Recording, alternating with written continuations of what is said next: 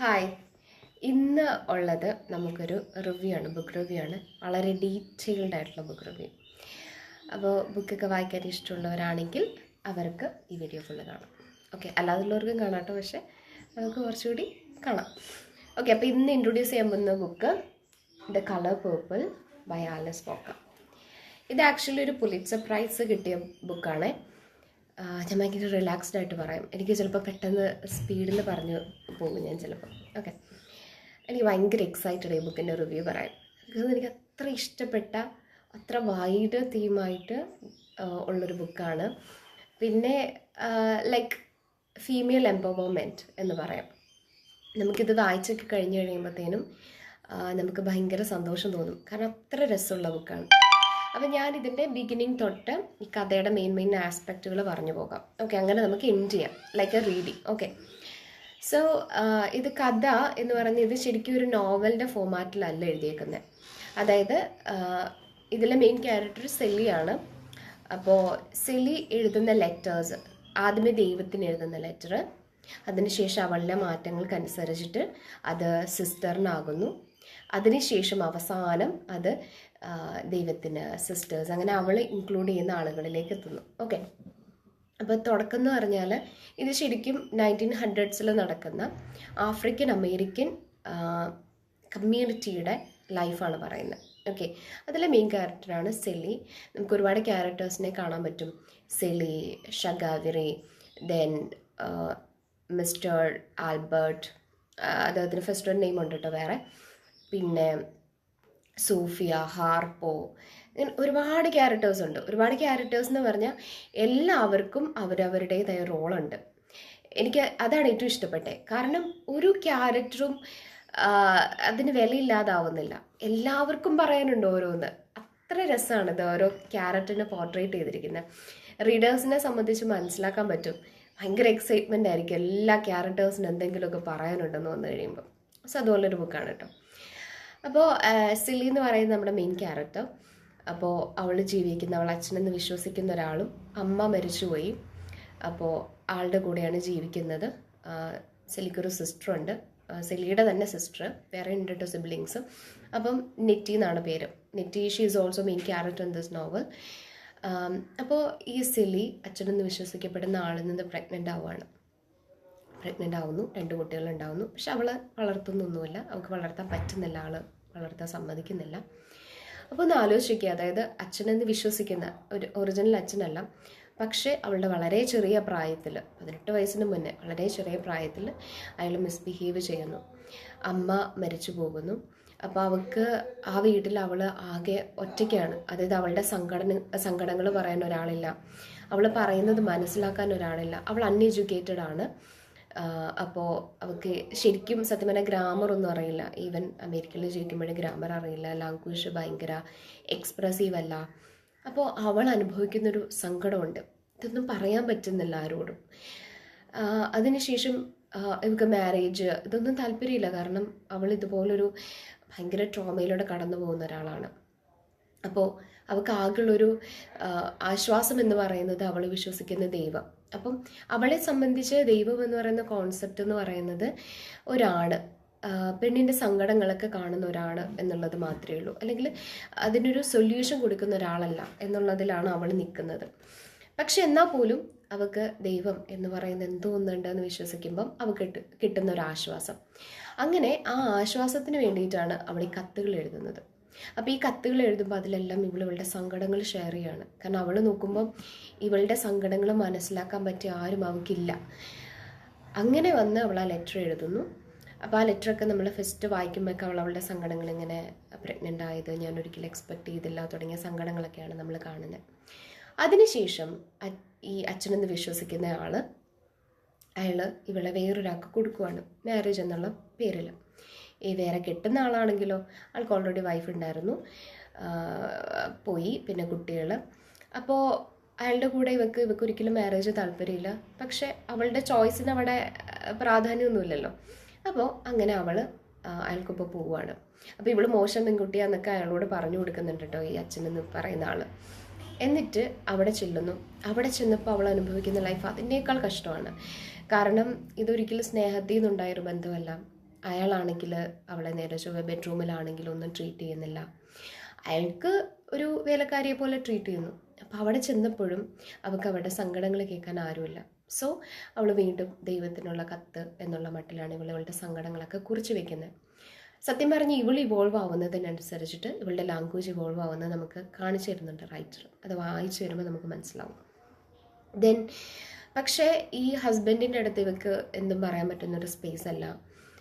അയാൾക്ക് ഇവളെന്ന് പറഞ്ഞാൽ സെക്ഷലി ഒരു അട്രാക്റ്റിംഗ് ഒരാൾ എന്ന് മാത്രം, അല്ലെങ്കിൽ സെക്ഷലി യൂസ് ചെയ്യാനുള്ള ഒരാൾ എന്ന് മാത്രം.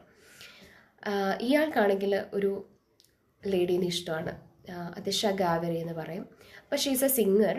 അപ്പോൾ അവൾ കുറച്ചുകൂടി ഫാഷനബിൾ ആണ്, ഇൻഡിപെൻഡൻറ്റ് ലേഡിയാണ്. അപ്പോൾ അവളെ ആ ഇൻഡിപെൻഡൻസ് കൊണ്ട് അവളെ ഈ ഹസ്ബൻഡിന് ഇഷ്ടമാണ്. ഇവർ തമ്മിൽ വേറെ പണ്ടേ റിലേഷൻഷിപ്പ് ഉള്ളതാണ്. ഇവിടുത്തെ ഒരു കോൺട്രഡിക്ഷൻ എന്ന് പറയുന്നത് അയാളുടെ വൈഫ് ഒരു ഇൻഡിപെൻഡൻറ്റ് ലേഡി ആവാൻ പാടില്ല, സ്വന്തമായിട്ട് അഭിപ്രായങ്ങൾ ഉണ്ടാവാൻ പാടില്ല, ആണിൻ്റെ കീഴിൽ കിടക്കണമെന്ന് വിശ്വസിക്കുമ്പോൾ തന്നെ അതാണ് അയാൾക്ക് വൈഫ് എന്ന് പറയുന്ന ഒരാളെക്കുറിച്ചുള്ള വാല്യൂ. അതേസമയം അതേ കോൺട്രഡിക്ഷൻ നിൽക്കുമ്പോൾ തന്നെ അയാൾ ഇൻഡിപെൻഡൻറ്റ് ലേഡി ഷഗാവറിനെ ഭയങ്കരമായിട്ട് പ്രണയിക്കുന്നുണ്ട്. പക്ഷെ എനിക്ക് തോന്നിയത് അതൊരു ഫിസിക്കൽ ലവ് ആയിട്ടാണ് തോന്നിയത്. ബിക്കോസ് ഷഗാവരിക്ക് വേറെ റിലേഷൻഷിപ്പ് ഉണ്ട്, ഇയാൾ അതേസമയം തന്നെ വൈഫുണ്ട്. അപ്പം അതൊരു ഇമോഷണൽ കണക്ഷൻ എന്നതിനേക്കാൾ ഉപരി അവരുടെ പേഴ്സണാലിറ്റിയോട് അവരുടെ അപ്പിയറൻസിനോടൊക്കെ തോന്നുന്ന ഒരു ഫിസിക്കൽ കണക്ഷനായിട്ടാണ് എനിക്ക് തോന്നിയത്.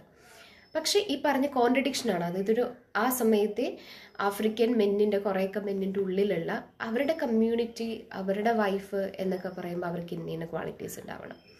പക്ഷേ അതേസമയം അവർ ഇൻഡിപെൻഡൻറ്റ് ലേഡീനെ അവർ ഇഷ്ടപ്പെടുന്നുമുണ്ട്. അപ്പോൾ ഇവളവിടെ ജസ്റ്റ് ഒരു വീട്ടിലൊരാളെന്നുള്ള രീതി ജീവിക്കുന്നു. അതിനിടയ്ക്ക് അവൾ തയ്ക്കാനൊക്കെ പഠിക്കുന്നുണ്ട്. ഇയാൾക്കൊരു മോനുണ്ട് ഹാർപ്പോ കെട്ടുന്നത് ഒരു സോഫിയ എന്ന് പറയുന്ന ഒരു പെൺകുട്ടീനെയാണ്. ഈ സോഫിയ എന്ന് പറയുന്നത് ഭയങ്കര സ്ട്രോങ് ക്യാരക്ടറാണ്. അത് ഭയങ്കര സ്ട്രോങ് ക്യാരക്ടറായിട്ട് നമ്മളെ പ്രസൻറ്റ് ചെയ്യുമ്പോഴും അവളുടെ ഉള്ളിലെ പെയിൻ നമുക്കറിയാൻ പറ്റും. അപ്പോൾ ഈ സോഫിയയുടെ ഒരു ക്യാരക്ടർ എന്ന് വെച്ചാൽ ഒരടി അടിച്ച് രണ്ടടി തിരിച്ചു കൊടുക്കും. അതാണ് സോഫിയയുടെ ക്യാരക്ടർ. അപ്പോൾ ഈ ഹാർപ്പോയ്ക്ക് ഇവളുടെ ഇത്രയും സ്ട്രെങ്ത്തിൽ പിടിച്ചു നിൽക്കാൻ പറ്റുന്നില്ല. ഓക്കെ, അപ്പോൾ ഹാർപ്പോ നോക്കുമ്പം ഇവരുടെ വിശ്വാസപ്രകാരം വൈഫ് എപ്പോഴും ഹസ്ബൻഡിനേക്കാൾ താഴ്ന്ന് ഹസ്ബൻഡിനോട് തിരിച്ച് പ്രതികരിക്കാൻ പാടില്ല. അപ്പോൾ ഹാർപ്പോയ്ക്ക് ഇവരെല്ലാം തിരിച്ചടിച്ച് ഇങ്ങനെ അടിമ ആക്കി വെക്കണമെന്നൊക്കെ ഉണ്ടെങ്കിൽ പോലും സോഫി അതിനൊന്നും നിന്ന് കൊടുക്കുന്നില്ല. അപ്പോൾ സോഫിയുടെ സ്വാഭാവികമായിട്ട് അവൻ അകൽച്ച ഉണ്ടാവുന്നുണ്ട്. അതേസമയം ഈ പറഞ്ഞ പോലെ ഒരു ഇഷ്ടം എവിടേക്കും ഉണ്ട് താനും. അവൾ ഒതുങ്ങി വന്നാൽ ഓക്കെ, അതാണ് ക്വാളിറ്റി, അതല്ലാന്നുണ്ടെങ്കിൽ പറ്റില്ല എന്നുള്ള മട്ടിൽ. ഈ സോഫി സെല്ലിയൊക്കെ ഭയങ്കര കമ്പനിയാണ്. അതിനുശേഷം ഈ സെല്ലിയുടെ അനിയത്തി നെറ്റി, ഈ ഫാദർ എന്ന് വിശ്വസിക്കപ്പെടുന്ന ആളുടെ കൂടെയായിരുന്നു. അപ്പം അവൾക്ക് അവിടെ പിടിച്ചു നിൽക്കാൻ പറ്റാതെ അവൾ ഇവിടേക്ക് വരുന്നു. പക്ഷേ ഇവളുടെ ഹസ്ബൻഡ് ചെറിയൊരു വേറൊരു ഇൻറ്റൻഷൻ അവളോടുണ്ട്. ഇവളിവിടുന്ന് രക്ഷപ്പെട്ടു പോകുന്നു. ദെൻ സെലിക്ക് നെറ്റി എവിടാന്നൊന്നും അറിയില്ല. അവൾക്ക് ആകെ ഒരു കണക്ഷൻ, ഒരു ബന്ധം എന്ന് പറയാനുള്ളത് അവളാണ്. പക്ഷേ കല്യാണം കഴിഞ്ഞപ്പോൾ അവളെയും നഷ്ടപ്പെട്ടു. അപ്പോൾ സെലീനെ സംബന്ധിച്ച് ഭയങ്കര ഡിപ്രഷനാണ്. എനിക്ക് ആരുമില്ല, എനിക്കെൻ്റെ ഒരു അനിയത്തി ഉണ്ടായിരുന്നത്, അവൾ എവിടാന്നറിയില്ല. അങ്ങനെ അതിനുശേഷമാണ് ഈ ഷഗാവരി, അതായത് സെലിയുടെ ഹസ്ബൻഡിൻ്റെ ലവർ ഇവിടെ വരുന്നു. ഇവരുടെ കൂടെ ജീവിക്കാൻ സ്റ്റാർട്ട് ചെയ്യുവാണ്. സത്യം പറഞ്ഞാൽ ഇവരൊരു സെൻട്രൽ ക്യാരക്ടറാണ് കേട്ടോ. കാരണം അവൾ അത്രയും ഇൻഡിപെൻഡൻറ്റ് ലേഡി ആയതുകൊണ്ട് തന്നെ നമ്മളെ സ്നേഹിക്കണമെന്നും അതുപോലെ തന്നെ നമ്മുടെ ചോയ്സസ് തിരഞ്ഞെടുക്കണമെന്ന് വിശ്വസിക്കുന്ന ഒരാളാണ് ഷഗാവരി. അപ്പോൾ ഇവർ തമ്മിലൊരു കണക്ഷൻ ഉണ്ടാവുന്നു. ആ കണക്ഷൻ എന്ന് വെച്ചാൽ ഷഗാവരി പറഞ്ഞു കൊടുക്കുക, അവൾക്ക് നമുക്ക് സെൽഫ് റെസ്പെക്റ്റ് വേണം, നമുക്ക് ലൈഫിൽ മുന്നോട്ട് പോകണം, അപ്പോൾ നമ്മൾ ഒരാളെ മാത്രം ഡിപ്പെൻഡ് ചെയ്യരുത് എന്നൊക്കെ ഉള്ളത് പറഞ്ഞു കൊടുത്ത് ഷഗാവരിയുമായിട്ടുള്ള കമ്മ്യൂണിക്കേഷനിലൂടെ ഷീ ബിക്കംസ് ഇൻഡിപെൻഡൻറ്റ്. നമുക്ക് കുറച്ചുകൂടി ചിന്തിക്കാനുള്ളൊരു ബോധം ഉണ്ടാവുന്നു. സെലിയുടെ ഇൻസെക്യൂരിറ്റി, അത് സ്നേഹിക്കാൻ ആരുമില്ല എന്നുള്ള ഇൻസെക്യൂരിറ്റിയിൽ നിന്ന് അവൾക്ക് ഷഗാവരിയോട് ഒരു ഇമോഷണൽ കണക്ഷൻ ഉണ്ടാകുന്നു. ഷഗാവരിയോട് ഒരു ഇഷ്ടം തോന്നുന്നു. ഇറ്റ്സ് ലൈക്ക് എന്താ പറയുക, ഒരു സെക്ഷൽ ഇമോഷണൽ കണക്ഷനിലേക്ക് എത്തുവാണ് അവർ. അത് സത്യം പറഞ്ഞ് ഇതിനൊരു മോശമായിട്ടൊന്നും നമ്മൾ കാണണ്ട. ഫ്രം എ ലിറ്റററി പെർസ്പെക്റ്റീവ് അത് സ്നേഹത്തിൻ്റെ ഭാഗമായിട്ടുണ്ടാകുന്ന ഒന്ന്. അങ്ങനെ അവർ തമ്മിൽ ഭയങ്കര കണക്ഷൻ ആവുന്നു. ഒരു പോയിൻ്റ് എത്തുമ്പോഴേക്കും സെലിക്ക് മനസ്സിലാവുന്നു, അതായത് ഈ ഒരു ആൽബർട്ടോട് കൂടിയുള്ള ജീവിതം ഇത് ശരിയാവില്ല, തനിക്ക് തൻ്റേതായ വഴികളുണ്ട് എന്ന് മനസ്സിലാക്കി ഷഗാവരിയും സെലിയും കൂടി വേറൊരു സ്ഥലത്തേക്ക് താമസിക്കാൻ പോകുന്നു. ഓക്കെ, അവിടെ ചെന്ന് കഴിയുമ്പോഴത്തേനും ഷഗാവരി അവിടെ മ്യൂസിക്കും കാര്യങ്ങളൊക്കെ ആയിട്ട് തിരക്കാണ്. ഒരു അനൗൺസ്മെന്റ് പോകുന്നുണ്ട്. ഓക്കെ, അതിനുശേഷം അവർ അവിടെ ചെന്ന് കഴിയുമ്പം സെലിക്ക് പ്രത്യേകിച്ച് ഒന്നും ചെയ്യാനില്ല. അപ്പോൾ സെലി എന്ത് ചെയ്യുന്നു, ട്രൗസേഴ്സ് പാൻസ് തയ്ക്കാൻ സ്റ്റാർട്ട് ചെയ്യുവാണ്. ആദ്യമൊക്കെ ഭയങ്കര ബുദ്ധിമുട്ടാവുന്നു. പിന്നെ ട്രൗസേഴ്സ് തുന്നാൻ പഠിക്കുന്നു, നല്ല കളർ കോമ്പിനേഷനിലൊക്കെ. അത് ഓരോരുത്തർക്ക് കൊടുക്കുന്നു, എല്ലാവർക്കും ഇഷ്ടപ്പെടുന്നു. സോ അതിനുശേഷം അവൾ അതൊരു ബിസിനസ്സാക്കി മാറ്റിയെടുക്കുവാണ്. അപ്പോൾ ഇതിനിടയ്ക്ക് നെറ്റി പോയല്ലോ, നെറ്റി അതായത് സെലിയുടെ അനിയത്തി. ഇപ്പോൾ ഈ നെറ്റി ഇടയ്ക്ക് ലെറ്റർ അയക്കുന്നുണ്ടായിരുന്നു. അവിടുത്തെ വിശേഷങ്ങൾ ഇവളൊരു മിഷനറിയിൽ ചേർന്നു, ഒരു ഹസ്ബൻഡ് ആൻഡ് വൈഫ് നടത്തുന്ന മിഷനറിയിൽ ചേർന്നു. ഈ സെലിക്ക് സെലിയുടെ കുഞ്ഞുങ്ങൾ ആ മിഷനറിയുടെ അടുത്താണ്. അവർ ഹസ്ബൻഡ് ആൻഡ് വൈഫ് എടുത്ത് വളർത്തുവാണ്. ഇതൊരിക്കലും സെലി കണ്ടിരുന്നു. അങ്ങനെ അവൾ ലെറ്റർ അയക്കുന്നുണ്ട്. പക്ഷേ ഈ ലെറ്ററൊക്കെ ആൽബർട്ടോ, അതായത് ഇവളുടെ ഹസ്ബൻഡ് ആൽബർട്ടോ എന്ത് ചെയ്യുന്നു, മറച്ചു വയ്ക്കുകയാണ് ഇവളുടെ അടുത്ത് വന്നു. ഇവൾ അവസാനം അത് കണ്ടുപിടിക്കണം. ഇവളും ഷഗാവരയും കൂടിയാണ് അത് കണ്ടുപിടിക്കുന്നത്, ഈ ലെറ്റർ. പിന്നെ നമ്മൾ കാണുന്നത് ഇവൾ കത്ത്, ദൈവത്തിന് എഴുതുന്ന കത്തിൽ നിന്ന് ഡിഫറെൻ്റ് ആയിട്ട് നമ്മൾ കാണുന്നത് നെറ്റി ഇവൾക്ക് എഴുതുന്ന കത്തുകളാണ് പിന്നെ നമ്മൾ കാണുന്നത്. ആ കത്തുകളിൽ നെറ്റി ആഫ്രിക്കയിലാണ്. അപ്പോൾ ആഫ്രിക്കയിൽ ഇവളുടെ വംശജരെക്കുറിച്ച് അവൾ സംസാരിക്കുന്നു. അതുപോലെ തന്നെ അവിടെ മിഷണറി ലൈഫ് എങ്ങനെയുണ്ടെന്ന് പറയുന്നു. അപ്പോൾ ഇതിനിടയ്ക്ക് ഈ നെറ്റിയുടെ ലൈഫ് നമുക്ക് കാണാൻ പറ്റും. എഗെയിൻ അനൗൺസ്മെൻറ്റ് പോവാണ്. ഓക്കെ, അപ്പോൾ ഈ മിഷണറി ഹസ്ബൻഡ് ആൻഡ് വൈഫിൻ്റെ കൂടെ ഇവള് നിന്നിട്ടാണ് ഈ കുട്ടികളെ നോക്കിയിട്ടാണ്, അതായത് സെലിയുടെ കുട്ടികളെ നോക്കി അവിടെ മിഷണറി ലൈഫൊക്കെ നയിക്കുന്നു. അതിനുശേഷം ഈ നമ്മുടെ ഈ ഹസ്ബൻഡിൽ വൈഫ് മരിക്കും. വൈഫ് മരിച്ചതിന് ശേഷം ആ മിഷണറിക്കൊപ്പം ഇവൾക്കും സാഹചര്യങ്ങൾ കൊണ്ട് അവർ തമ്മിൽ ഇഷ്ടത്തിലാവുന്നു. അവരവരുടെ ലൈഫ് നയിക്കുന്നു. അപ്പോൾ ഇതിനിടയിൽ നെറ്റ് മരിച്ചു എന്നൊക്കെ വാർത്ത വരുന്നുണ്ടെങ്കിൽ പോലും സെലി വിശ്വസിക്കുന്നില്ല. ഓക്കെ, then അങ്ങനെ പോയി. അതിനുശേഷം നമ്മൾ ഇതിലെ മെയിൻ തീം എന്ന് പറയുന്നത് സെലിയുടെ ചേഞ്ചാണ്. ഓക്കെ, അവൾ ഷഗാവരയുടെ കൂടെ പോകുന്നു. അവൾ ഈ ട്രൗസേഴ്സ് തുന്നുന്ന ഒരു ബിസിനസ് ആക്കി എടുക്കുന്നു. തിരിച്ചവൾ ഇവിടെ പഴയ ആൾക്കാരെ കാണാൻ വരുന്നു. അപ്പോൾ ഇവളുടെ ഹസ്ബൻഡിനെയും കാണുന്നു. അപ്പോഴേക്കും ഹസ്ബൻഡിന് ഭയങ്കര മാറ്റങ്ങൾ വന്നു.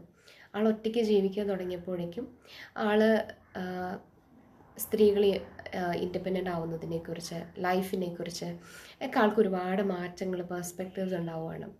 അപ്പോൾ ഇവർ പിന്നീട് ഒരു ഹസ്ബൻഡ് വൈഫ് എന്നല്ല, നല്ലൊരു ഫ്രണ്ട്ഷിപ്പിലേക്ക് ഇവർ മാറുവാണ്. ഇവർ ഒരുപാട് കാര്യങ്ങൾ സംസാരിക്കുന്നു. അവിടെ വന്നു കഴിയുമ്പോഴത്തേനും ഇവർ തമ്മിൽ, അയാളും തുന്നൽ പഠിക്കുന്നു. അങ്ങനെ തുന്നൽ പഠിച്ചിട്ട് അയാളും ഇവളെ സഹായിക്കുന്നു. അങ്ങനെ ഒരുപാട് മാറ്റങ്ങൾ സംഭവിക്കുന്നുണ്ട്. അതുപോലെ തന്നെ ഇവളുടെ അച്ഛനെന്ന് വിശ്വസിച്ചിരുന്ന ആൾ അത് അച്ഛനല്ലെന്നും, അയാൾ മരിക്കുന്നു. അയാൾ മരിച്ചതിന് ശേഷം ആ വീട് ഇവർ സ്വന്തമാക്കുന്നു, ഇവൾ സ്വന്തമാക്കുന്നു. അവൾ അവിടെ അത്യാവശ്യം നന്നായിട്ട് ജീവിക്കുന്നു. ദെൻ ലാസ്റ്റ് നമ്മൾ കാണുന്നത് ഷഗാവരി. ഇതിനിടയ്ക്ക് ഷഗാവരി ഒന്ന് മാറിപ്പോകുന്നുണ്ട്. അതിനുശേഷം അവളും തിരിച്ചു വരുന്നു. സിസ്റ്ററും അതുപോലെ തന്നെ ഫാമിലിയും ഇവളുടെ കുഞ്ഞുങ്ങളൊക്കെ തിരിച്ചു വരുന്നു. ഇവർ റീയൂണൈറ്റ് ചെയ്യുന്നു. റീയൂണൈറ്റ് ചെയ്യുന്നതിന് താങ്ക്സ് പറയുമ്പോൾ നമ്മൾ കാണുന്നത് ഡിയർ ഗോഡ് എന്നതിൽ നിന്ന് ഡിയർ ഗോഡ്, ഡിയർ ട്രീസ് എന്നൊക്കെ പറഞ്ഞ് പ്രകൃതിയെ കൂടി അവൾ ഇൻക്ലൂഡ് ചെയ്തിട്ടാണ് ആ ലെറ്റർ എഴുതുന്നത്. ഓക്കെ, ഇതാണ് ഏകദേശം മെയിൻ പ്ലോട്ട് കേട്ടോ. ബാക്കിയൊക്കെ നിങ്ങൾ വായിച്ചാൽ മതി, വായിക്കുമ്പോൾ അത് ഇൻട്രസ്റ്റിങ്. ഇതിൽ ഒന്നാമത്തെ ഒരു മെയിൻ പോയിന്റ് ഞാൻ നോട്ടീസ് ചെയ്തത് ലാംഗ്വേജിലെ ചേഞ്ചാണ്. കാരണം ഒരു അൺഎഡ്യൂക്കേറ്റഡ് ആയിട്ടുള്ളൊരു പെൺകുട്ടിയിൽ നിന്നും അവൾ പ്രായത്തിനനുസരിച്ച് മാറുന്നതിനനുസരിച്ച് അവളുടെ ലാംഗ്വേജ് ഇവോൾവ് ആവുന്നത്, അവളുടെ വൊക്കാബുലറി കൂടുന്നത്, അവളെ കൂടുതൽ എക്സ്പ്രസ് ചെയ്യുന്നത് എനിക്ക് ഭയങ്കര ഇഷ്ടപ്പെടും. അത് രണ്ടാമത്തേത്, അതായത് അവളുടെ ഒരു ഫ്രീഡം, അവളുടെ ഇവോൾവ്മെൻ്റ് ആണ് സത്യം പറഞ്ഞാൽ ലാംഗ്വേജ് കാണിക്കുന്നത് കേട്ടോ. അതിനുശേഷം അവൾ എന്താ പറയുക, സ്വന്തമായിട്ടൊരു ഇത് സ്റ്റാർട്ട് ചെയ്യാണ്, ബിസിനസ് സ്റ്റാർട്ട് ചെയ്യുമ്പോഴാണ് ആക്ച്വലി അവൾ എത്രമാത്രം ഇൻഡിപെൻഡൻ്റ് ആവുന്നത്, എത്രമാത്രം ഇമ്പോർട്ടൻ്റ് ആണെന്നൊക്കെ മനസ്സിലാക്കുന്നത് ഒരു പെണ്ണ് എന്ന നിലയിൽ, especially African community who lives in America. അപ്പോൾ ആ ഒരു ചേഞ്ച് നമുക്ക് ശരിക്കും ഭയങ്കരമായിട്ട് നോട്ടീസ് ചെയ്യപ്പെടും. പിന്നെ അവൾക്ക് ഷഗാവരിയുമായിട്ടുണ്ടാകുന്ന ഇമോഷണൽ കണക്ഷൻ, അത് സത്യം പറഞ്ഞൊരു ഫിസിക്കൽ സെക്ഷുവൽ കണക്ഷൻ ആണെങ്കിൽ പോലും അവൾ ഭയങ്കരമായിട്ട് അതിൽ ഹാപ്പിനെസ് കിട്ടുന്നുണ്ട് അവൾക്ക്. അതായത് അവൾക്ക് someone is there for her എന്നൊരു ഫീൽ അവൾക്ക് കിട്ടുന്നുണ്ട്. സത്യം പറഞ്ഞാൽ അവൾക്ക് ശരിക്കും ഷീ ഈസ് ബീങ് ലവ്ഡ് എന്ന് പറയുന്നത്, സ്നേഹിക്കപ്പെടുന്നു എന്നൊരു ഫീൽ അവൾക്ക് ഉണ്ടാവുന്നത് ഷഗാവരി വരുമ്പോഴാണ്. അവരൊരുമിച്ചുണ്ടാവുന്ന മൊമെൻറ്റുകളാണ്. പക്ഷേ ഈ പറഞ്ഞ ഷഗാവർ ഇൻഡിപെൻഡൻറ്റ് ലേഡിയാണ് and she also loves Celie so much. അപ്പോൾ അവർ തമ്മിലുള്ളൊരു ഇമോഷണൽ കണക്ഷൻ ഉണ്ടല്ലോ, അത് നമുക്ക് പെട്ടെന്ന് ഫീൽ ചെയ്യും കേട്ടോ. അതിന് നമ്മുടെ ഇപ്പോഴത്തെ ഒരു മോഡേൺ രീതിയിലൊന്നും ഇൻ്റർപ്രറ്റ് ചെയ്യാൻ പാടില്ല കേട്ടോ.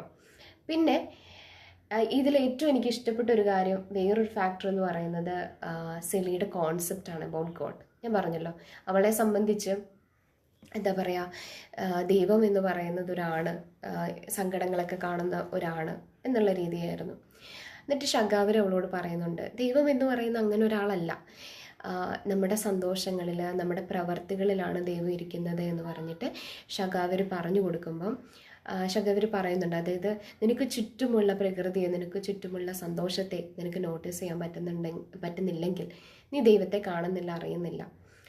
അപ്പോൾ അതുവരെ അവൾ വിശ്വസിച്ചിരുന്ന എന്താണോ ദൈവം എന്ന് പറയുന്ന കോൺസെപ്റ്റ്, അവൾ അവിടെ തൊട്ട് മാറി ചിന്തിക്കുകയാണ്. അപ്പോൾ അവൾ മനസ്സിലാക്കുന്നത്, ലൈഫിൽ നമ്മൾ ഹാപ്പി ആയിട്ടിരിക്കുമ്പോൾ, നമ്മൾ എന്താ പറയുക, നമ്മൾ നമ്മളായിട്ടിരിക്കുമ്പോൾ, നമ്മൾ നമ്മളെ സ്നേഹിക്കുമ്പോഴാണ് ദൈവം നമ്മളിലേക്ക് വരിക എന്നൊരു തിരിച്ചറിവ് അവൾക്ക് ഉണ്ടാവുകയാണ് കേട്ടോ. അത് ഭയങ്കര ചേഞ്ച് അവൾക്ക് കൊണ്ടുവരുന്നത്.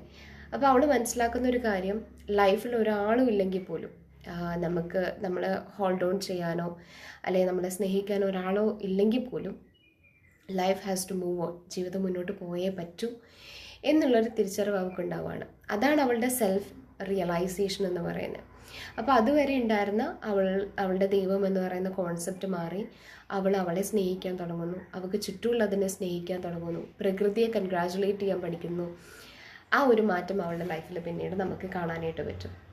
അതിന് ശേഷം ഉള്ളതെന്ന് പറഞ്ഞിട്ടുണ്ടെങ്കിൽ എന്താ പറയുക, ആൽബർട്ട് ആണെങ്കിലും നമ്മൾ അതുവരെ കണ്ട ഒരു മാസ്കുലിനിറ്റിയിൽ നിന്ന് ആൾ കംപ്ലീറ്റ്ലി മാറുവാണ്. അതായത് ആള് ശരിക്കും ഒരു പെണ്ണ് എന്ന നിലയിൽ അവൾ എത്രമാത്രം നല്ലൊരു ലൈഫ് ആഗ്രഹിച്ചിരുന്നു സെലി, ആൾ നന്നായിട്ട് ട്രീറ്റ് ചെയ്തില്ല എന്നുള്ളൊരു കുറ്റബോധം ആൾക്ക് പലപ്പോഴും തോന്നുന്നുണ്ട്.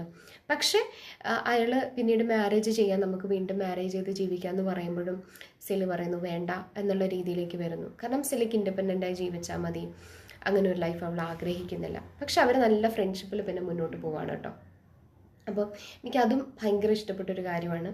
പിന്നെ എനിക്ക് ആൽബർട്ടിൻ്റെയും ഷഗിൻ്റെയും ലവ് അത്ര ഒരു ഇമോഷണലായിട്ട് എനിക്ക് തോന്നിയില്ല, കുറച്ചുകൂടി ഫിസിക്കലായിട്ടാണ് എനിക്കത് തോന്നിയത്. അങ്ങനെ തന്നെയാണ് റൈറ്റർ പ്രസൻറ്റ് ചെയ്തിരിക്കുന്നതെന്ന് എനിക്ക് തോന്നുന്നു.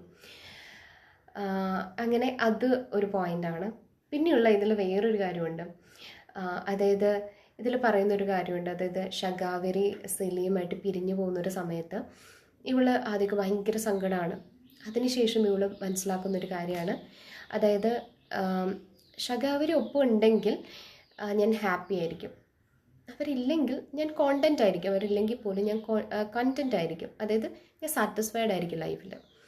എനിക്ക് ഭയങ്കര ഇഷ്ടപ്പെട്ട കോൺസെപ്റ്റ്. അതായത് നമ്മളെപ്പോഴും സന്തോഷത്തെ സാറ്റിസ്ഫാക്ഷനുമായിട്ടാണ് കമ്പയർ ചെയ്യുക, അല്ലെങ്കിൽ അത് രണ്ടും ഒന്നാണ്. സന്തോഷം ഉണ്ടാകുമ്പോൾ സാറ്റിസ്ഫാക്ഷൻ ഉണ്ടാവും എന്നുള്ളൊരു ഫീലാണ്. പക്ഷെ അങ്ങനെയല്ല, ഷഗാവരി ഉണ്ടെങ്കിൽ സന്തോഷം ഉണ്ടാവും എന്ന് പറയുമ്പം അവളുടെ സന്തോഷത്തെ ഒരു എക്സ്റ്റേണൽ ഫാക്ടറുമായിട്ട് കണക്ട് ചെയ്യുവാണ്. ഓക്കെ, അതുണ്ടെങ്കിൽ ഞാൻ ഹാപ്പിയാണ്, സാറ്റിസ്ഫാക്ഷൻ കിട്ടുമെന്ന് പറയാൻ പറ്റില്ല. പക്ഷെ അവരില്ലെങ്കിലും ഞാൻ കണ്ടൻ്റാണ്. അതായത് എനിക്ക് എൻ്റെ ഉള്ളിൽ നിന്ന് തന്നെ കിട്ടുന്നൊരു സപ്പോർട്ട്, സ്നേഹം, സന്തോഷം, ഇതൊക്കെ കൊണ്ട് എനിക്ക് ഒരു എക്സ്റ്റേണൽ ഫാക്ടേഴ്സ് ഇല്ലെങ്കിലും എനിക്ക് ഹാപ്പി ആവാൻ പറ്റും. See the change. കാരണം അവൾ ബിഗിനിങ്ങിൽ അവൾക്ക് ആരെങ്കിലുമൊക്കെ വേണം, എന്നാലേ സന്തോഷിക്കാൻ പറ്റൂ, എന്നാലേ ഹാപ്പി ആവാൻ പറ്റൂ, എന്നാലേ സംതൃപ്തി ജീവിതത്തിലുണ്ടാവും എന്ന് വിചാരിച്ചിരുന്ന ആൾ എനിക്ക് ഞാൻ തന്നെ മതി, ഞാൻ തന്നെ ഉണ്ടെങ്കിൽ ഞാൻ സന്തോഷവതിയാണ് എന്നുള്ള രീതിയിലേക്ക് മാറുന്നു. അതാണ് ക്യാരക്ടർ ഇവോൾവ്മെൻറ്റ് എന്ന് പറയുന്നത്. എനിക്ക് ഭയങ്കര ഇഷ്ടപ്പെട്ടു. പിന്നെ അവളിൽ അത്ര നാൾ അനുഭവിച്ചിരുന്ന ട്രോമയൊക്കെ പതിയെ മാറുന്നു. ആ ട്രോമ മാറുന്ന അവളെ സ്നേഹിക്കാൻ തുടങ്ങുമ്പോഴാണ്, അവളെ മനസ്സിലാക്കാൻ തുടങ്ങുമ്പോഴാണ്. സോ അങ്ങനെ എല്ലാ ക്യാരക്ടറിലും ഇതിൻ്റെ അവസാനം എനിക്ക് തോന്നുന്ന ഒരു കാര്യം, ഭയങ്കര ചേഞ്ച് വരുന്നുണ്ട്. എല്ലാവരും ഭയങ്കര എംപവേർഡ് ആവുന്നുണ്ട്. എന്താ പറയുക, ലൈഫ് കുറച്ചുകൂടി മുന്നോട്ട് പോകണമെന്ന് വിചാരിക്കുന്നുണ്ട്. എനിക്ക് ഈ ഒരു നോവൽ മനസ്സിലാക്കിയൊരു കാര്യം, നമുക്ക് സെൽഫ് റെസ്പെക്റ്റ്, സെൽഫ് ലവ്, ഇതൊക്കെ വളരെ ഇമ്പോർട്ടൻ്റ് ആയിട്ട് വേണ്ട കാര്യങ്ങളാണ്. നമ്മൾ വളരുന്നത് അതിലൂടെയാണ് എന്നുള്ളതാണ്. പിന്നെ എനിക്ക് സത്യം പറഞ്ഞ് ഇതിൽ വേറൊരു ഭയങ്കര എന്താ പറയുക സർപ്രൈസ് തോന്നിയൊരു കാര്യം, സെലിയുടെ കുഞ്ഞുങ്ങൾ they were not born out of love. എന്നിട്ടും സ്നേഹത്തിൽ നിന്നുണ്ടായതല്ല, എന്നിട്ട് പോലും അവൾ കുഞ്ഞുങ്ങളെ സ്നേഹിക്കുന്നത്, അവർ അടുത്തില്ല, അകലെയാണ്, വേറെ ആൾക്കാരെടുത്തു, എന്നിട്ടും അവൾ കുഞ്ഞുങ്ങളെ സ്നേഹിക്കുന്നത് കാണുമ്പോൾ എനിക്ക് ഭയങ്കര ഭയങ്കര ഒരു എന്താ പറയുക, സന്തോഷം തോന്നുന്നുണ്ട്, അതേസമയം അത്ഭുതവും തോന്നുന്നുണ്ട്. ഒരു അമ്മയാവുമ്പോൾ ഉണ്ടാകുന്ന ആ മാറ്റങ്ങളെക്കുറിച്ചുള്ളതൊക്കെ കാണുമ്പോഴത്തേനും. പിന്നെ എനിക്ക് ഭയങ്കര ഇഷ്ടപ്പെട്ടു കേട്ടോ. ഓവറോൾ നല്ല നോവലാണ്. ഒന്ന് ജസ്റ്റ് വായിച്ചിരിക്കേണ്ട നോവലാണ് കേട്ടോ. പിന്നെ ഇംഗ്ലീഷ് കുറച്ച് ഈ പറഞ്ഞ പോലെ ലാംഗ്വേജിൻ്റെ ഡിഫറൻസ് ചിലപ്പോൾ ഒരു ബുദ്ധിമുട്ട് തോന്നിയേക്കാം. പക്ഷെ നമുക്ക് മനസ്സിലാക്കാൻ പറ്റുന്ന അത്ര സിമ്പിൾ ഇംഗ്ലീഷ് തന്നെയാണ്. അപ്പോൾ ഈ ഒരു ബുക്ക് വായിക്കാൻ പറ്റുമെങ്കിൽ വായിക്കുന്നത് നല്ലതായിരിക്കും. It's A long review, but if you can read, നല്ലൊരു റീഡിങ് ആയിരിക്കും, നല്ലൊരു എക്സ്പീരിയൻസ് ആയിരിക്കും. ഓക്കെ, അപ്പോൾ എന്തായാലും ഇതുപോലത്തെ റിവ്യൂസിന് വേണ്ടിയിട്ട് നമ്മുടെ പേജ് സബ്സ്ക്രൈബ് ചെയ്യാൻ മറക്കണ്ട.